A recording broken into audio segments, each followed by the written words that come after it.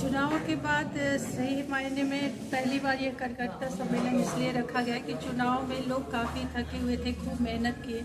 हम आप लोगों ने भी देखा हुआ कि किस तरह से जनसुराज ज़मीन पर मेहनत की, एक एक घर गए, परिणाम चाहे जो हो, और सबने अथक परिश्रम किया था, मेहनत किया था। तो उसी के सम्मान में कि सबने इतनी मेहनत की थी, एक सम्मान, और बहुत दिन हो गया था सबसे मिले हुए, तो ये एक बहाना भी था कि हम सब फिर से एक साथ आए, एक सम्मेलन का ही बहाना हो कि एक दूसरे से मिलें। और साथ ही साथ मैं सबका धन्यवाद ज्ञापन कर सकूं जिन्होंने अपना बहुमूल्य समय हमें दिया और कड़ी मेहनत की। कहाँ कमी रही गई कि जनसुराज के जो उम्मीद रहे तो खड़ा न हो? कमी तो ना रहल, हमनी के अथक प्रयास करी जाए। इतिहास गवाह बा कि जनसुराज जितना मेहनत कैलस आ जमीन पे काम कैलस, आज तक कोनो पार्टी नहीं खेली। ई बा कि जेकरा भी सत्ता बा तो ओकरा भी सब कुछ बा। आई जग जाहिर बा कि काहे हमनी के हरनी जा आ काहे एनडीए के सरकार बनल। कि जो 10,000 रुपया आई वो बात तो बढ़ले बा कि 10,000 रुपया अचानक जब आचार संहिता लागल बा, आचार संहिता लगला में चुनाव के 2 दिन पहले सभे के खाता में 10-10 हजार रुपया आवता।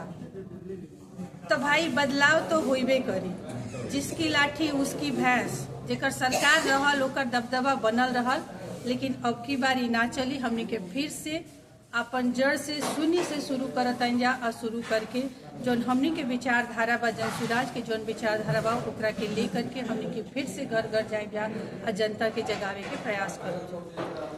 जैसा कि आज मीटिंग में सुने में आई है कि आपसी तालमेल ना रहो। देखिए, हमनी के नया पार्टी रहल हा, वो पार्टी में अलग अलग जगह से आदमी आयल रहे, एक दूसरे के पहचानत ना रहे।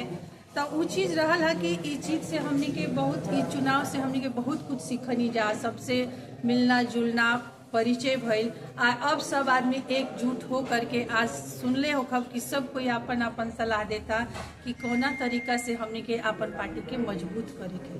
तब मजबूती पे ध्यान दिया था और वही पे हमनी के काम करब जा, जनसुराज के आगे बढ़ाए।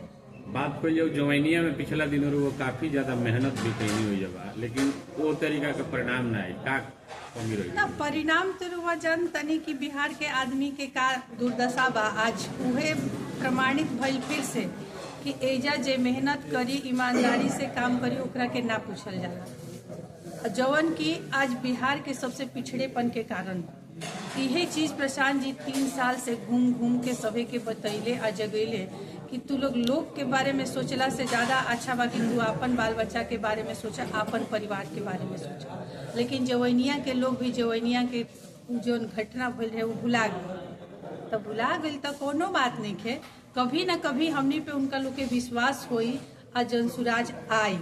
ये चीज हमनी के आदमी ऐसा नहीं है कि आदमी पछतावत नहीं है, बहुत आदमी पछतावता कि हमनी के गलती कैले बनी जा, हमनी के जनसुराज के वोट कल चाहत रहल हा। तो हो सकता कि ई पछतावा 5 साल में दृढ़ निश्चय ले ली लोग कि ना अब की बे जौन बा अब की बे हमनी के बदलाव जरूर करें। अब आगे के तैयारी का रही रहो?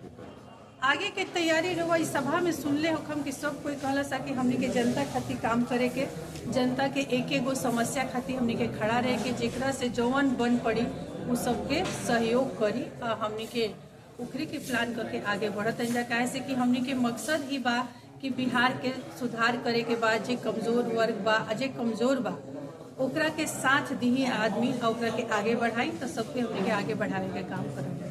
बात करिए राजनीति में तो नेताजी लोग माइनॉरिटी और मेजोरिटी के ख्याल रखेला।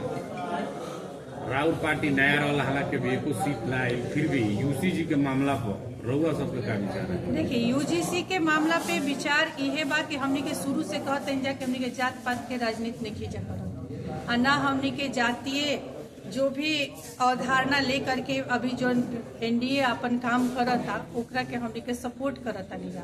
हमनी के सब कोई गरीब तो सब गरीब होखेला, जे भी गरीब बा ओकरा में कोनो जात पात नहीं के, जात देख के आदमी गरीब ना रहेला। तो हमनी के जात के साथे ना, मानवता के साथे और मानवता के विकास के साथे सबके लेकर के हमनी के चलब जाए।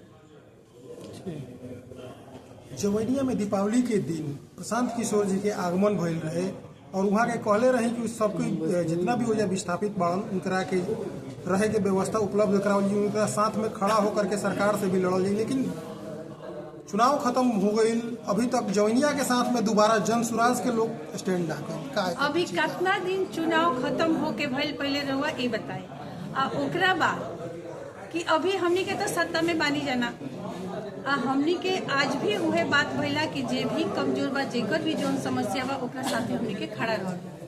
तो 2 महीना 3 महीना में ये आकलन नहीं हो सकत कि हमनी के खड़ा नहीं जा। हमनी के सबके खातिर खड़ा बनी जा। जब हमार फेसबुक पोस्ट भी देखले हो कब, तो ओमे देखले हो कब कि राकेश ओझा जी जब ओझा जाके कंबल बांटत रही तो हम पोस्ट डालले रहे कि कंबल की जगह उनका लोग के अगर टेंट के व्यवस्था कइल जाए तो उनका लोग के कम से कम शीतलहरी से बचल जाए। तो हमनी के उ बात हर चीज उठावे खातिर बानी जा, बनल बानी जा क्षेत्र में। यहाँ एजा हम रही या चाहे ना रही, बानी शाहपुर में ही, और शाहपुर में का होता ओकरा पे एक एक नजर हमनी के रखले बानी जा, और हर चीज खातिर हमनी के तैनात बानी जा, खड़ा बानी जा।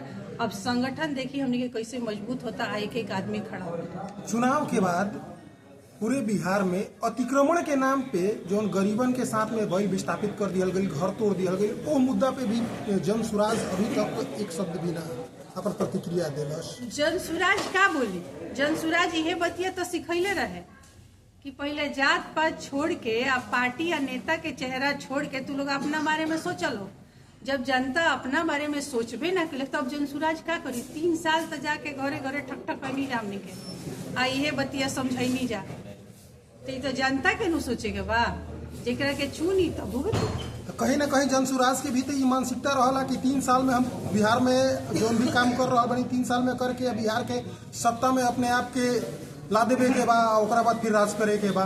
राज करे के बातें नहीं, हमनी के राज करे के बातें नहीं करे, सत्ता के बातें ना करेला। हमनी के बात करे जब व्यवस्था परिवर्तन की, सत्ता के तो बातें नहीं के। उहे चीज तो लोग के जाके जागरूकता फैलावे के प्रयास करी जा। जब जनता ना जागर तो में तो हमनी के कोनो दोष नहीं खे, फिर भी हमनी के हार नहीं खी जमाना, फिर भी हमनी के जमीन पे बानी जा। आज फिर से उहे काम शुरू करब जा कि अभी भी जाग जा लोग। काहे कहता लोग कि गलत आदमी के वोट दे देनी, वोटवो देनी या हमार घरवो टूटब, तो ये तो बुझवा जनता ही कहता, हमनी के क्या जवाब दी जा। ठीक।